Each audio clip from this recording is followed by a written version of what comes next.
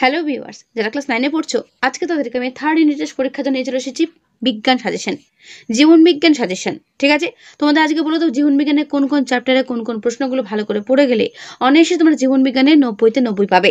তোমাদের ফাইনাল পরীক্ষা 90 এর মধ্যে হবে। তো দেখানো তোমাদের সিলেবাসে কি কি থাকবে। তোমাদের 3 নম্বর চ্যাপ্টার জৈবনিক প্রক্রিয়া যেটা তোমাদের রয়েছে সেটা পুরোটাই থাকবে। 4 নম্বর অধ্যায় জীববিদ্যা ও মানব কল্যাণ এটা থাকবে, আর পরিবেশ ও তার সম্পদ থাকবে। এই তিনটে চ্যাপ্টার নিয়ে তোমাদের ফাইনাল 90 নম্বর পরীক্ষা হবে। ঠিক আছে, যারা সিলেবাসটা জানো না তাদের বলে দিলাম। ওকে, তো দেখো কি কি প্রশ্ন তোমরা করবে। আমি চাই তোমরা প্রত্যেকেই 90-তে 90 পাও, প্রত্যেকেই।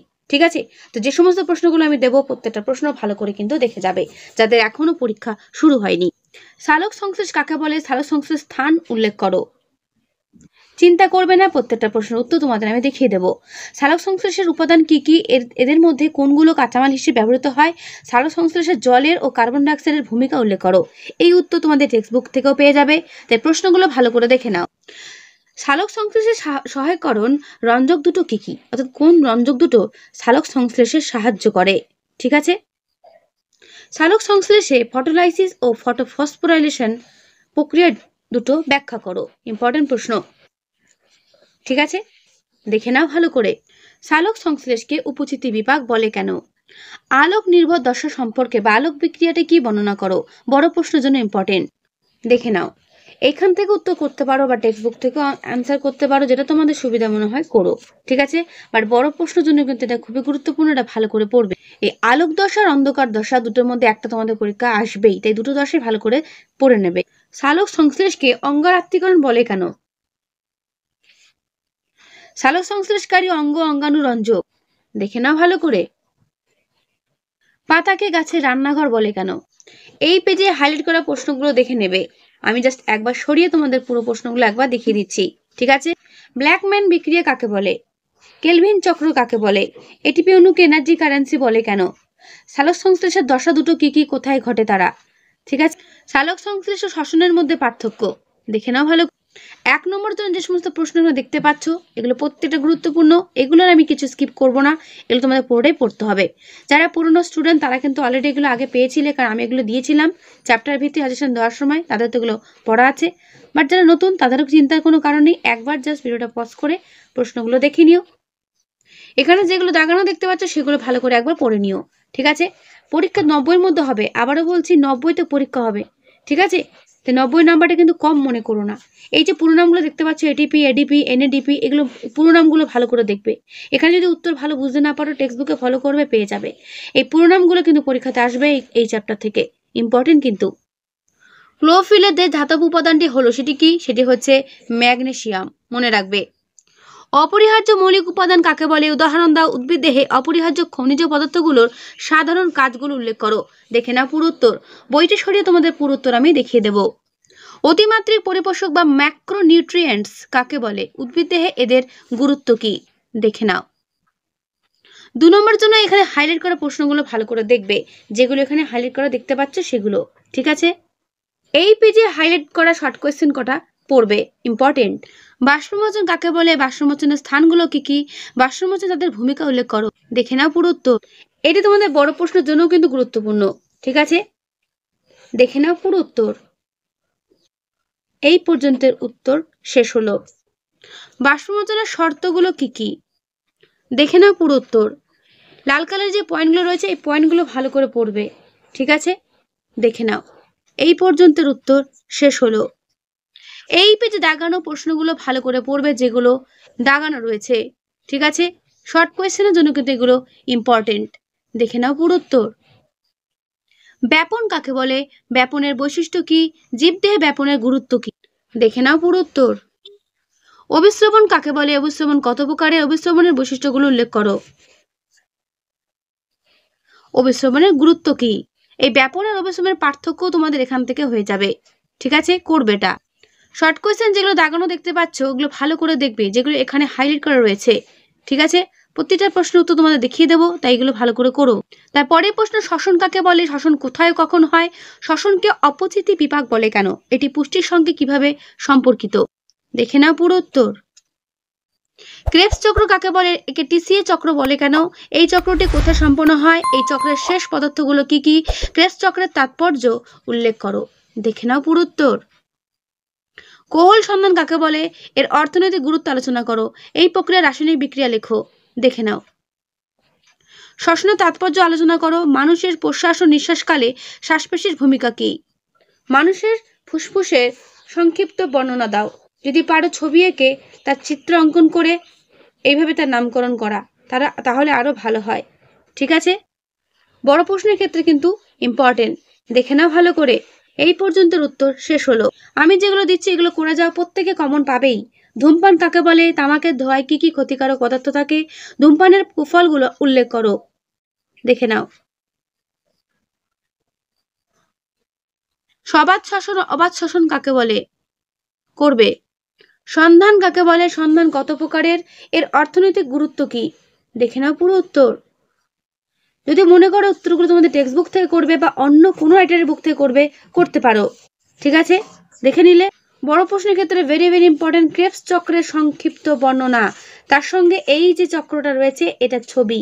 প্রত্যেকে বাড়িতে কিন্তু এটা প্র্যাকটিস করো, ভেরি ভেরি ইম্পর্টেন্ট কিন্তু এটা। অতিরিক্ত শ্বাসযন্ত্র আছে এমন একটি মাছের বিজ্ঞানসম্মত নাম এবং এর উপযোগিতা কি।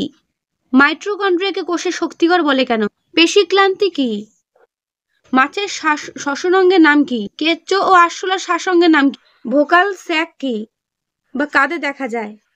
এখানে যে সমস্ত প্রশ্ন হাইলাইট করে দেখতে পাচ্ছ, এগুলো প্রত্যেকটা প্রশ্ন তোমাদের পরীক্ষার জন্য ইম্পর্টেন্ট। এগুলো প্রত্যেকটা ভালো করে দেখবে। আমি আর পড়ে শোনাচ্ছি না, তোমরা কিন্তু জাস্ট ভিডিওটা পজ করে একবার হলো প্রশ্নগুলো একবার দেখে নিও।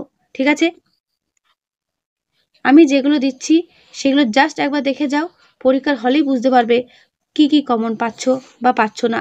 দেখে নিলে ভালো করে দেখে নাও কি কি করবে। বিশেষ করে সম্পূর্ণ নাম যেগুলো, সেই সম্পূর্ণ নামগুলো কিন্তু ভালো করে দেখবে যে কোন জিনিসটা সম্পূর্ণ নাম কি। ঠিক আছে, দেখে নিলে প্রত্যেকটা প্রশ্নের উত্তর ডান দিকে পেয়ে যাবে। আমি বইটা সরিয়ে তোমাদের প্রত্যেকটা প্রশ্নের উত্তর তোমাদের সামনেই দেখিয়ে দেব। ঠিক আছে, দেখে নিলে। ভেরি ভেরি ইম্পর্টেন্ট প্রশ্ন, 1 গ্রাম শর্করা দহনে কত কিলো ক্যালোরি তাপশক্তি উৎপন্ন হয়। দেখে না পুরো উত্তর। চিংড়ির শ্বাসযন্ত্র কি, মাকড়সার শ্বাসযন্ত্রকে কি বলে, বুকগিল বুকলাং। পুষ্টি কাকে বলে, খাদ্য কাকে বলে, খাদ্যের ব্যবহারগুলো উল্লেখ করো। দেখে নাও পুরো উত্তর। স্বভোজী পুষ্টি ও পরভোজী পুষ্টি বলতে কি বোঝো। মৃতজীবীয় পুষ্টি কি, মিথজীবীয় পুষ্টি কি, পতঙ্গ ভোগ পুষ্টি কি, পরজীবীয় পুষ্টি কি, উদাহরণ সমেত করো।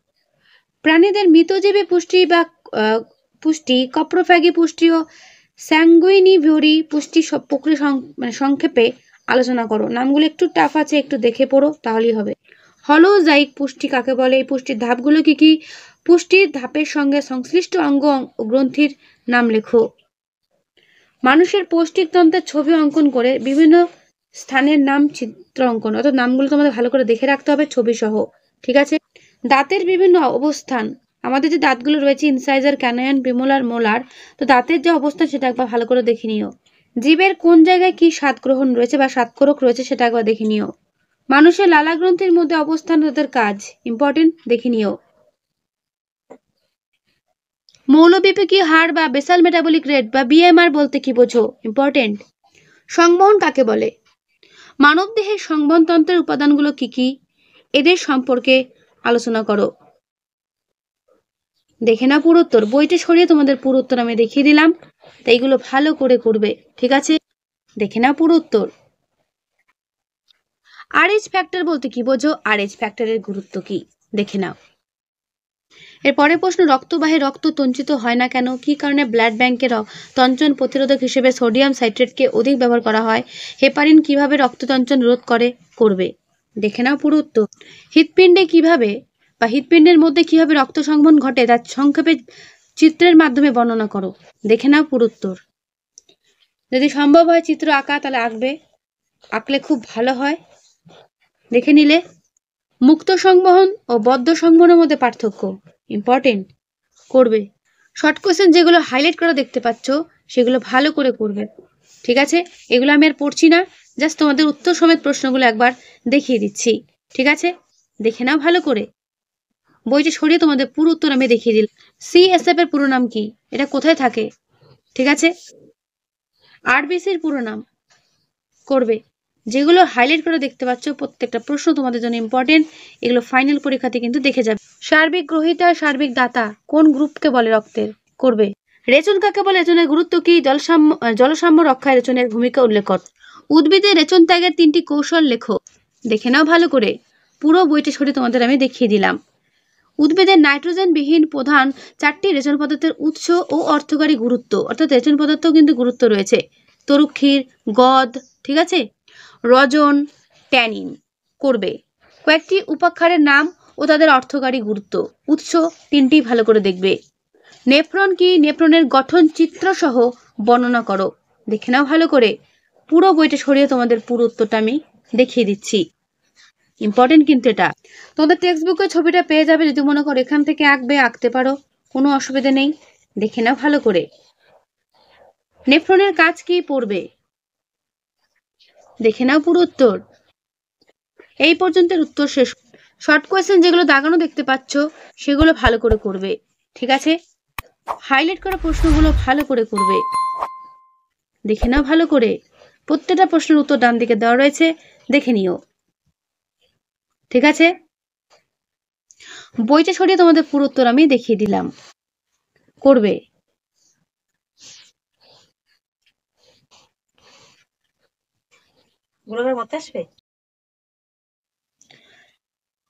যে সমস্ত প্রশ্ন হাইলাইট করে দেখতে পাচ্ছ এগুলো ভালো করে করবে। হাইলাইট করা প্রশ্নগুলো খুবই গুরুত্বপূর্ণ, তাই হাইলাইট করা প্রশ্নগুলো একটা কিন্তু বাদ দিও না। এই পুরো নামগুলো অবশ্যই ভালো করে দেখে যেও। ভালো করে দেখানো কি কি শর্ট কোয়েশ্চেন করবে। এই পেজে দেওয়ার প্রত্যেকটা প্রশ্ন তোমাদের পরীক্ষার জন্য ইম্পর্টেন্ট।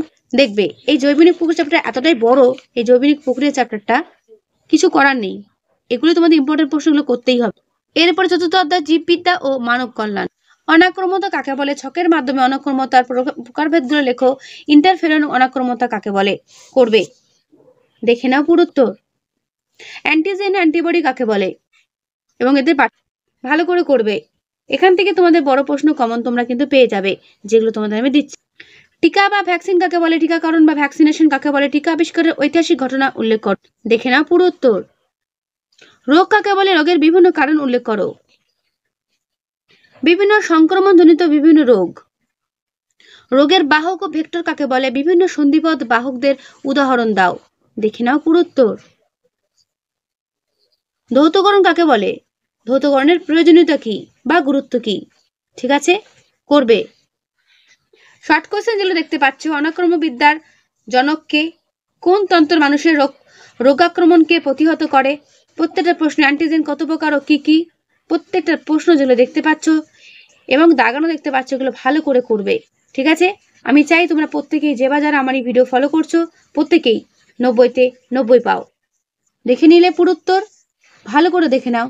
আমি তোমাদের পুরো উত্তর তোমাদের প্রশ্নের পাশাপাশি দেখিয়ে দেব, তাই যেগুলো দিচ্ছি সেগুলো কিন্তু অবশ্যই করে যেও। এর বাইরে কোনো প্রশ্ন হবে না, এটুকু গ্যারান্টি দিয়ে বলতে পারি।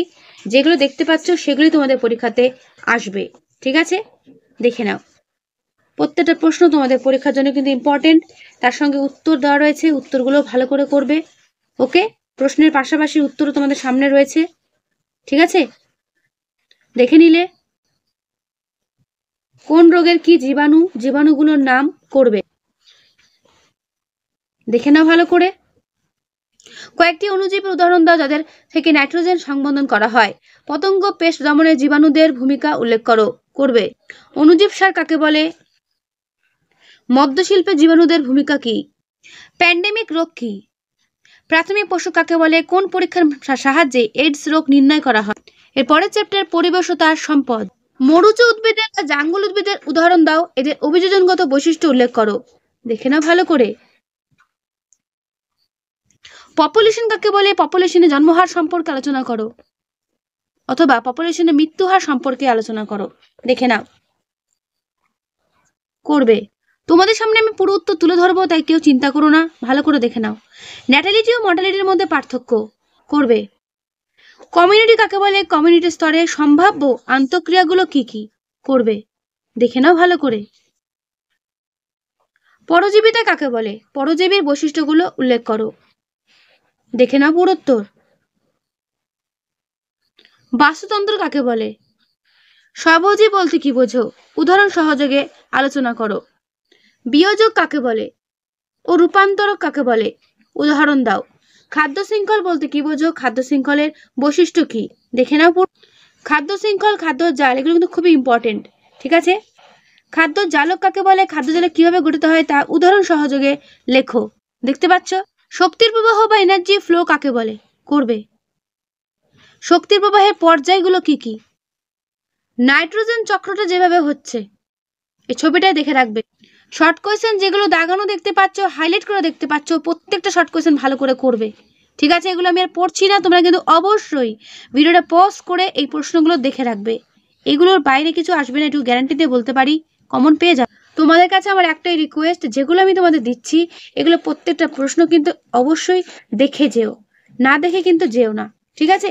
যাতে এখনো ধরো পরীক্ষা হয়নি বা শুরু হবে, তারা কিন্তু অবশ্যই এই প্রশ্নগুলো ভালো করে দেখে পরীক্ষা দিতে যেও। ঠিক আছে। কমন পেয়ে যাবে। শর্ট কোয়েশ্চেন বিশেষ করে যেগুলো দিলাম একটাও কিন্তু বাদ দিও না। ঠিক আছে। প্রাকৃতিক সম্পদ বলতে কি বোঝো? জল সংরক্ষণের উপায়গুলো কি কি? কি কি ভাবে জল সংরক্ষণ করা যেতে পারে? করবে। দেখে নাও পুরো উত্তর। বৃষ্টির জল কিভাবে সংরক্ষণ করে রাখা যেতে পারে? করবে। দেখে নাও পুরো উত্তর। বইটি সঠিক মধ্যে পুরো উত্তর আমি দেখিয়ে দিলাম। মৎস্য চাষ বলতে কি বোঝো? পশুপালন কি? কেস স্টাডি বলতে কি বোঝো? শক্তি কাকে বলে? শক্তি কত প্রকার? কেস স্টাডিটা ভালো করে তোমাদের টেক্সট বুক থেকে পড়ে রাখবে। সৌরশক্তি ব্যবহারের সুবিধা অসুবিধা? করবে। দেখে নাও ভালো করে। হাইলাইট করে প্রশ্নগুলো ভালো করে করবে, যেগুলো হাইলাইট করা এবং দাগানো। দেখে নাও ভালো করে। ঠিক আছে। দেখতে পাচ্ছ? এগুলো ভালো করে করবে। তো ক্লাস 9 জীবন বিজ্ঞানের এই হলো সাজেশন প্রশ্ন, এগুলো ভালো করে করো, পরীক্ষাতে কমন পেয়ে যাবে। তাহলে ভিডিওটা কেমন লাগলো অবশ্যই আমি কমেন্টে জানিও। আর ভালো লাগলে অবশ্যই বন্ধুদের কাছে শেয়ার করে দিও, যত পারো বন্ধুদের কাছে শেয়ার করে দিও। তাহলে আজকে এই ভিডিওটা আমি এখানেই শেষ করছি। দেখা হবে নেক্সট ভিডিওতে। ভালো থেকো সবাই।